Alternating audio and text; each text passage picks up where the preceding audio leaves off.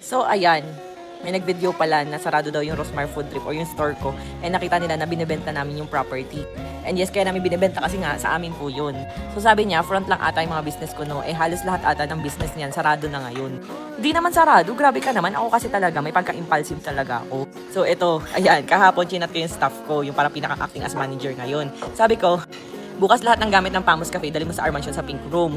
Yun yung maging cafe. Pero yung sofa set na black, padala mo sa garahe ni Nathan. Gagawin ko kasing water station, nagbago isip ko. Yung Pamus Cafe, send update bukas ng umaga.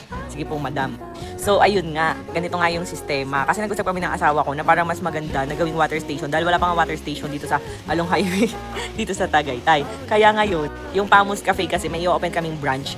Mas malaki Along Highway din. Malapit lang din dito. Up and down kinuha namin. So, yung ibaba, gagawin parang more on bike or e-bike shop ng asawa ko. And yung taas naman is Pamus Cafe. So kaya naisip ko, magkatabi naman halos, alisin na yung isa. Then yung isa, ilalagay doon sa Pink Room or yung parang restaurant doon sa Armansion Tagaytay Resort. So doon na kayong mag-cafe-cafe. Kasi may kitchen doon para rin makapagluto ng maayos. Kasi medyo maliit yung etong property namin na to, parang 400 square meter lang mahigit, mga nasa 500. Eh yung parang pinaglalagyan ng Pamus Cafe, maliit, kaya parang wala ganun makatambay, ganun.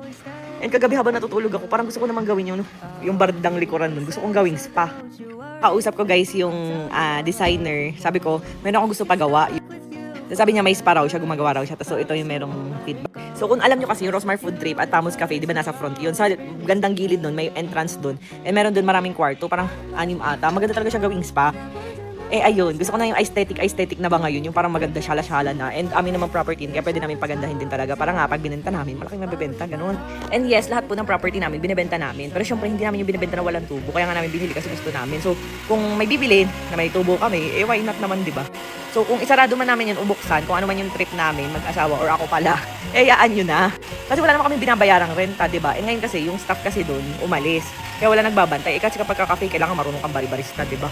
Eh yun nga, umalis. So naghanap ako, nag-hire pa ako ng bago. Eh kahapon nga, biglang nga natripan ko, naisipan ko nga na gawing water station. Tapos naisip ko color pink.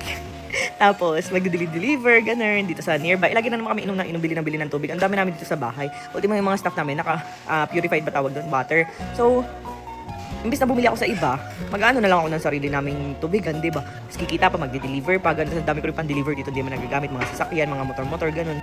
So, yun po yung dahilan. And yung isang branch ng Rosmar Food Trip, open na ulit siya dun sa tapat ng school, sa Lagusan Drive. Yung tapat ng Tolentino Francisco High School ba yun? Parang ganun. Kaya siya nagsara nung na-videohan nung minsan, kasi po, bakasyon. So, 2 months ako nagbabayad ng renta doon.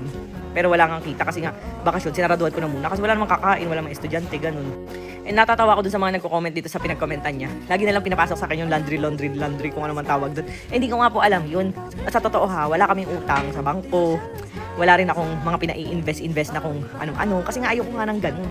Ayoko ng mga investments ka mga kung ano-anong ganyan. So lahat po ng kinikita namin ay sa malinis na paraan, sa Rosmar Products. Sana hindi na ako tinda ng tinda, di ba? Kung kumikita naman pala ako sa kalokohan. So hindi ako para kumita or hindi para ipakain ko sa mga anak namin yung pera na galing sa maruming paraan. Kung ikaw gawain mo yun, huwag mo kong isama doon. Ayun lang.